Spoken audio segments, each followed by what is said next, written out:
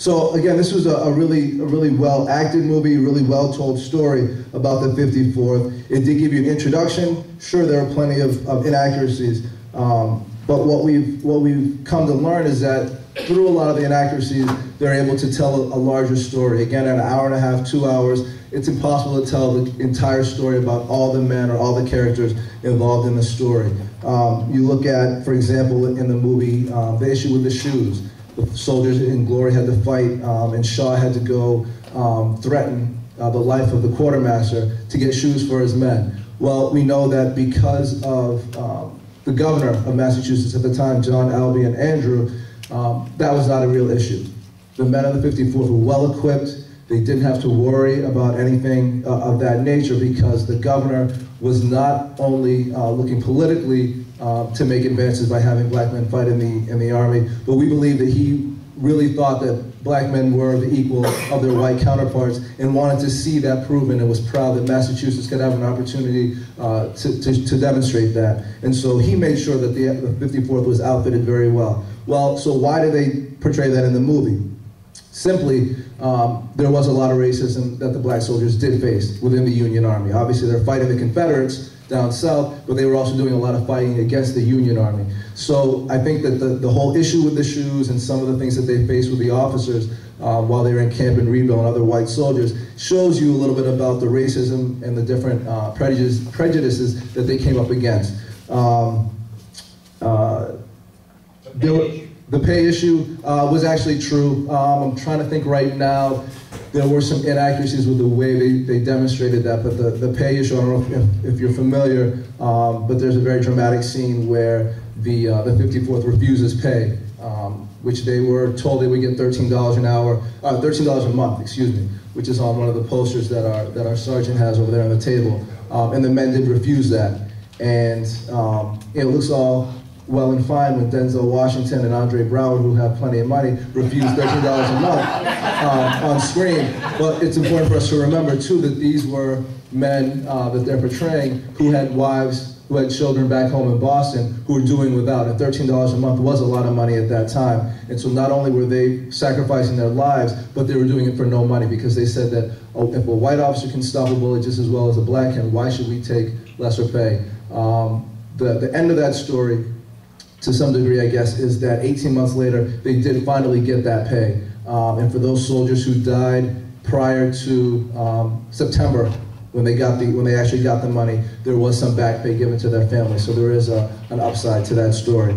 But again, if you haven't had a chance to check out the movie, well, first of all, you can buy a raffle ticket tonight and get a chance to win the movie. But the movie Glory is really a significant milestone. And I just want to detail a couple of points on the timeline since then. So 1989, the movie Glory comes out. Our organization was founded by a young man who's with us this evening in the blue sleeves over there, Christopher Coblin's grandfather, George Coblin, and Benny White.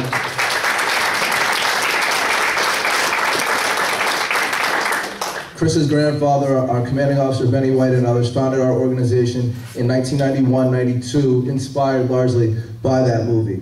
In 1997, you had the 100th anniversary of that memorial I was talking about. How many of you are familiar with the memorial downtown across from the State House? Beautiful memorial. There's also a National Park Service, site up in Cornish, New Hampshire, the home of the Augustus St. Gaudens, whose home is up in Cornish, New Hampshire, has a beautiful gallery up there with the mold of the memorial in downtown. So the 100th year anniversary of that memorial was 1997. 2006, Massachusetts, again, the state who sent these black soldiers, not the first soldiers to fight, not the first black soldiers to fight in the nation's army, but certainly a milestone with the 54th. Massachusetts elected its first black governor in 2006. 2005, 2008, the area where the final battle scene in the movie Glory takes place at Battery Wagner, which is Morris Island in South Carolina, that was targeted for development, as some of you may have known. There was some fighting during 2005, 2008. Finally, in 2008, that land was actually preserved and will not be redeveloped on. And so there's a group that is concerned about history and has saved that land from actual development. That happened in 2008. In 2007, Massachusetts had its first African-American leader of the Massachusetts National Guard. Governor Deval Patrick commissioned General Joseph Carter in November 2007, the first black adjutant general of the Massachusetts Army National Guard. Another milestone since the movie Glory came out. 2008, November, around this time last year, we just got finished electing our very first president, Barack Obama. Also, November of 2008, the 54th, some of you may have seen in the newspaper, this happened a week after we were here, this time last year, John, the governor reactivated the 54th Massachusetts. So we are not the only soldiers walking around with 54 pins and bugles representing the state of Massachusetts. The Honor Guard, which is the regiment that performs ceremonial funeral services for the soldiers coming back from Afghanistan and Iraq, that is the 54th Mass. And so the governor thought it was important enough, others in the state government thought it was important enough that the legacy of the 54th be preserved, that they have reorganized this color guard unit, this honor guard, unit as the 54th Mass. So they go out to teach the history and to perform the very important task of laying to rest the soldiers who are coming back, who've served in harm's way in Afghanistan and Iraq. There's a movie out now called Taking Chance that I just recently heard about that talks about the duty of these Honor Guard soldiers. If you get a chance to check it out, HBO Films movie, please do. But we've been honored the last year to work really closely with these National Guard servicemen. So that's been a great thrill for us.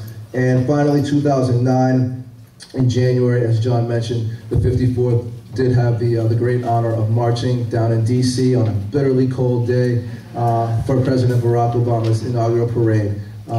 And we say now that there's no harsh weather that we can face today that'll bother us. We were out for Veterans Day on Wednesday, and it was warm on Wednesday. If you remember how the weather was on Wednesday, it was warm to us compared to how it was down in DC, but certainly worth it. So that's my time. I'll come back up to close, but I would like to briefly introduce and welcome up some of my men. Again, I introduced Lieutenant Chris Coblin, who's with us, also going down descending order of rank. We have Sergeant Grimes with the 3 stripes and the diamonds over there at the table. We also have Private Joe Zellner standing next to Lieutenant Coblin. So, Lieutenant Coblin, if you'll come up and speak to the audience for just a moment. But thank you all for having us.